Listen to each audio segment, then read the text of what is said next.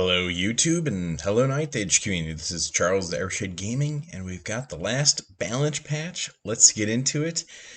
Orcs and Goblins have a balance update, and nothing. I think that means that their alpha's pretty close. So let's just go right into the Sylvan Elves. They had a few, I think, improvements here or there, or just kind of changes overall. One of the bigger ones was the dragons got sort of streamlined, but they got meeting the minds, which gave them tree singing and reroll ones and fours, so that's cool.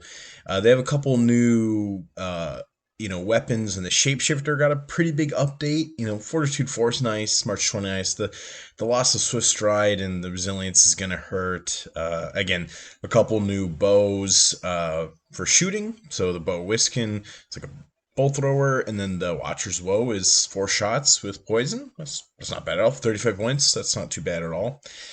And then other than that, just looking at some of the points, the Wild Hunter went down, the Shapeshifter went down quite a bit, Forest Guardian went down a bit, he's got Hatred instead of that +1 attack, the Ranger's Vanguard went down, but now the characters can join, the Mistwalker Mirror went down, that was primarily streamlined to my understanding, and then Sylvan Blades went down, Briar Maidens up a bit, and Rangers additional models up in the Unicorn up. So nothing too huge. Undying Dynasties, from everything I'm looking at, it's a lot of just removing kind of, I'd say, nested, complicated things. That's not quite redundant, more fluff things. Like they got rid of the Mummy's Curse, they got rid of the hits that the casket does when it blows up. Fun things, but ultimately things that do slow the game down. Sacred Hourglass now only works on the first spell you fail casting with 2 dice to re-roll it, so it's a bit of a nerf, so it went down in points.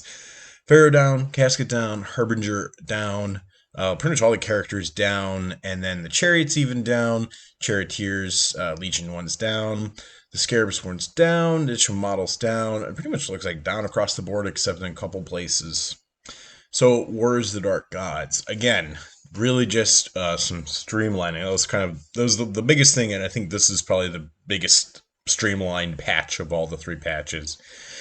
So the Exalted Herald is now 714. He only can like 2 spells. The Brand Dragon gives us 714 fly, no light troops. Well, that's nice, at least no light troops.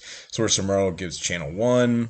This is just a kind of all the different changes on the favors. So as you can see, it kind of took out some redundant things or things that were interesting, but maybe some drawbacks. Like Wrath doesn't get +1 agility on the charge in the first round of combat, but you don't also get the +1 hit against you. So really just a lot of streamlining. And then points are kind of all over the place. Helmaw's up a little bit. The Herald's down 80 points. That's not bad. Ledger's down. The different marks are kind of going all up and down for different units because they've had some pretty big tweaks. Chosen Lord down a bit. Chosen marks again kind of moving up and down. The Skywheel's down for the different characters, so that's pretty cool. And then Wretched models up a bit. That's okay. Vampire Covenants.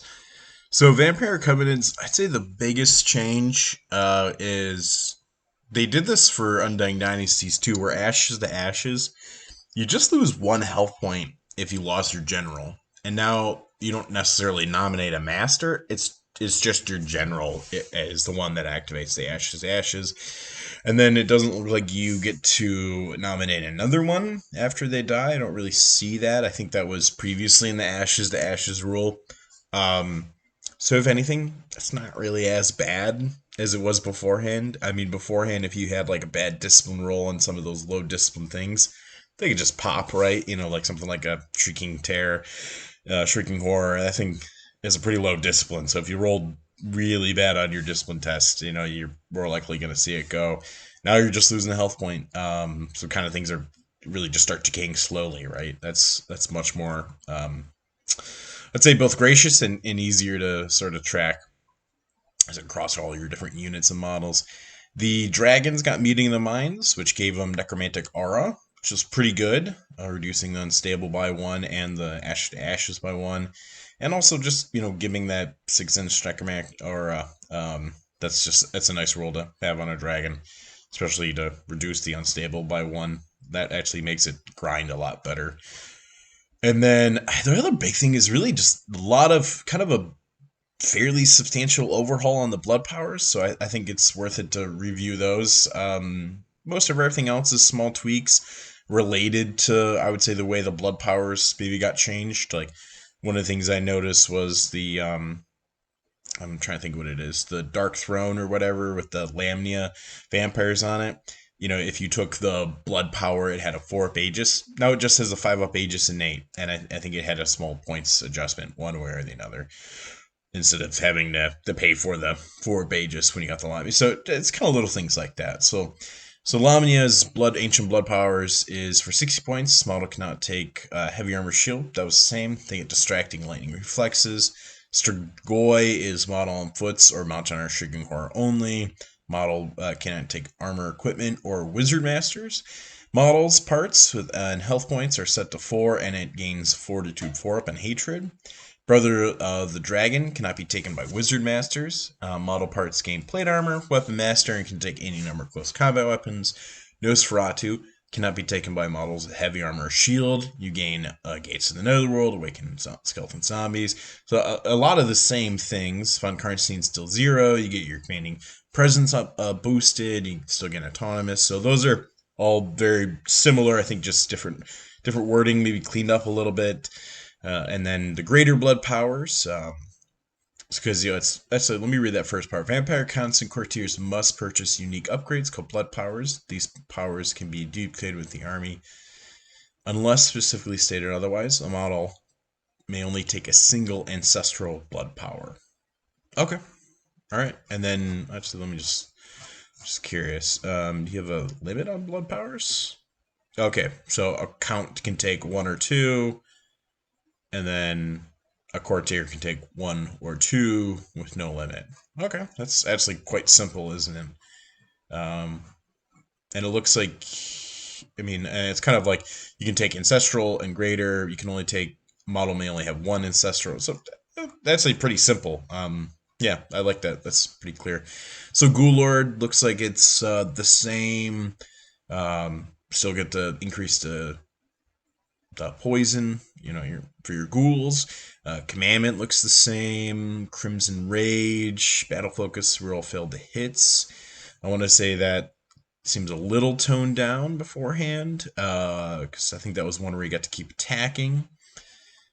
Yeah, I don't see that anywhere else. So that's a small loss, because that was a pretty cool one, but I think it was priced pretty high. I don't think you were seeing it a lot. Stormcallers, very solid. Vampire. Oh, and that one's that's interesting. Some of them are still specific to certain things. Vampire Consulami only, Strigoi only. Okay, so if you take the greater powers, it looks like you're pretty much, if you take an ancestral one, looks like you're taking one of these greater ones on your own, or you can take some of these smaller duplicate of the smaller ones. Okay, yeah, I think that makes sense. The way they're kind of both restricting it, but also making some of them opened up to independent builds, because I guess I feel like the only other thing, I'm a little all over the place in this one, is core is now just 25%, and there is no main core for the independent army. So they're kind of really, I guess, eliminated independent as a play style. Yeah, because Crimson Rage, again, a little toned down. Stormcaller the same. Arcane Knowledge, looks like still the same. Lesser Blood Flower, Supreme Lich, Vampire Courtiers with Nosferatu, they become a Wizard Master. Seems kind of pricey. I'm not sure why you'd want to pay for that on a Vampire Courtier, unless there's a way to take a really cheap Vampire Courtier and... Oh, I guess it's because they had it previously. Okay. So it's just options are just moving into one place. I see. So yeah, Paternal Duelist, that's the same. Mods Hunter, that's the same. Flying Horror, the same, unless that changed a bit, but that looks very similar to me. Unbreakable, Stubborn. Yeah. So okay. So really, they just streamlined the way these all worked, but they didn't necessarily change what they did. So that seems very solid. And I'm only going through the book because we didn't have a change log at the end of this one. Or if it came out. I didn't have it at the time of recording. So Yeah, so I mean, maybe some substantial changes here or there. I know they toned the ages save down in the Phantom host, but they get the extra support rule now. Yeah, I know that might not be that favored overall. Yeah, I mean, Wraiths lost their Blood Tide to Nosferatu, so that's kind of nice. I always thought the Nosferatu one didn't need another champion with more spells, so same thing with Spectral Hunters. Looks like it's just you can just take the champion with the spell conclave. That's nice. Looks like actually they're eliminating a lot of these like tied in upgrades for certain units with certain blood ties. So now vampire attacks just have devastating charge spells on attack, but they can't get an option to get that and plate armor. I think that works, honestly. And then I'm not sure if maybe they're a little bit more expensive, but they're not more expensive points per model. So yeah, it's not too bad. And then Shrieking Horrors looks like they're just putting a caveat where you can't, have more. If you have more, if any of any gigantic characters, reduces them.